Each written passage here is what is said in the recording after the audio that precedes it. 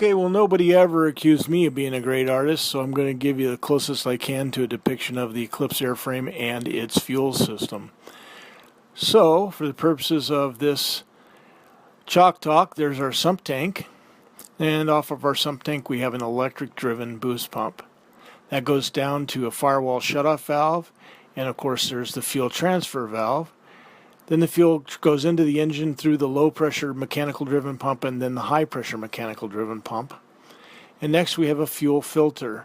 It's marked by a green hash mark. If that green turns to amber, it means you're bypassing.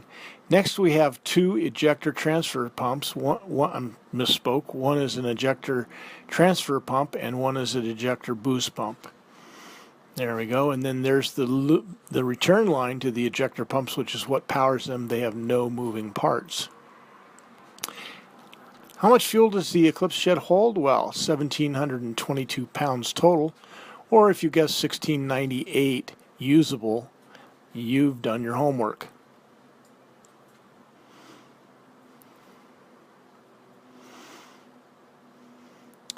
Okay, next.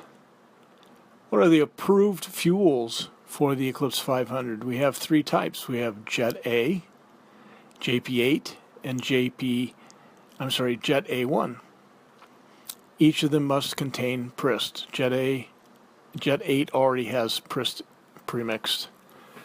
But check with your fuel supplier to make sure that Prist is in there. How many pumps do we have in total? All right, well, we've got an ejector transfer pump because that transfers fuel from the wing to the sump, which is the only place the engine can get it from. Then we have the ejector boost pump, which takes the place of the electric boost pump in the event that it's off, and of course the electric boost pump itself. All right, down here we have a mechanically driven high pressure pump and a mechanically driven low pressure pump. Question: if the low pressure pump quits, will the engine continue to run? Yes, but if the high pressure pump quits, no engine. 10 pumps in total. 5 on each side times 2 equals 10.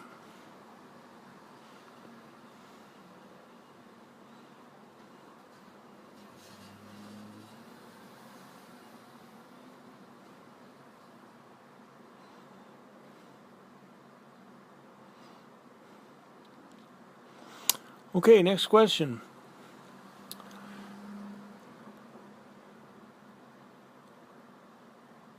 Where can we read our fuel settings? Well, of course we know on the MFD's page there's a permanent reading for total fuel. And those readings are derived from the 7 probes in each wing. And then we also have on our fuel synoptic page, we have estimated fuel used and estimated fuel remaining. And that information is derived from the fuel metering unit, which senses the amount of fuel that flows past it. The probes, the 7 probes on each wing, are capacitance probes, so they're actually reading a level of fuel. Each wing on the synoptic page will also have a fuel reading, as will each sump tank. The total of those should equal what's displayed in the MFD. Which is more reliable? The MFD total fuel or the estimated fuel used? You're right, the MFD. And if even one of our 14 probes is not working, we'll get a dashed line through our total fuel. There's also 2 optical sensors in the sump tank, and those give us both our amber and our red warning and caution messages in the event that our fuel drops below a certain level.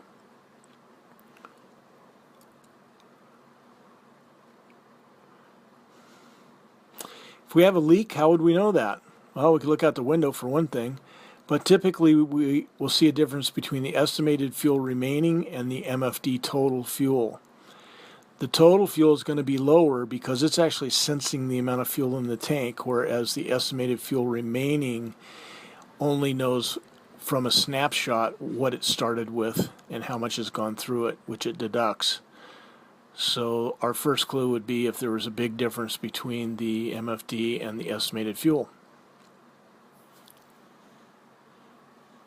Okay, we have an amber right sump tank, which is going to mean what? It means warning, means immediate action, Means we have less than 105 pounds in the right sump tank. Not good. All right, we don't have an amber marker, so we're going to use green. So if you get an amber indication, how many pounds of fuel does that represent? Less than, I think the guy drawing this doesn't know what he's doing. Aha, see there? 140. Just checking to see if you were still awake and paying attention.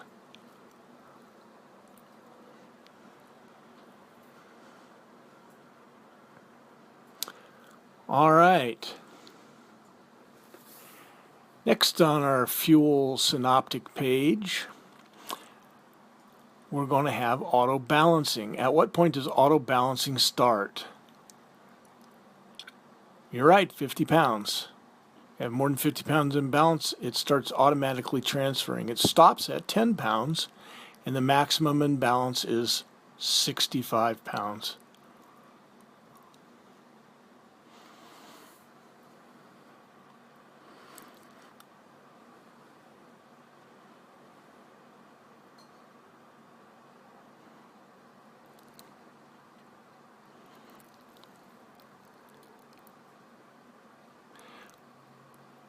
How would the electric boost pump come on? Well, we know obviously the first thing is to start. Second thing would be auto balancing. Third thing would be if you had low fuel pressure. And can you guess what the fourth is? You got a trigger finger pilot, and he wants to fuss with all the buttons and bells and whistles, so he's going to manually transfer.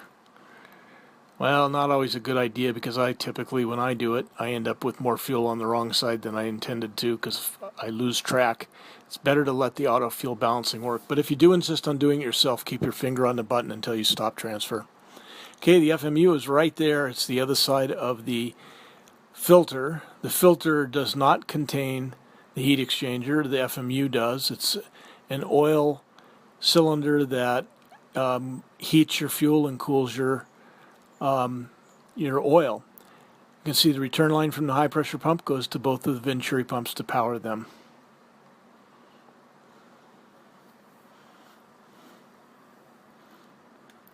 All right, so we need to set our personal fuel minimums.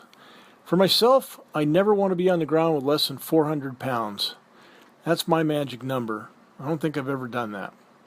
So I want to be on the ground, but if I estimate that I'm going to be landing with less than 350 pounds, what must I do?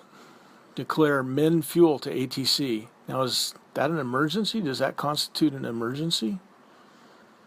Negative. It is not an emergency. Don't hesitate to do it. You'll get priority handling, and you'll avoid the next problem, which is if you're going to be on the ground with 250 or less, does that constitute an emergency? And the answer is yes, it does. And you are required to declare emergency fuel. Now, how many people who are listening to this have actually had to declare an emergency in real life?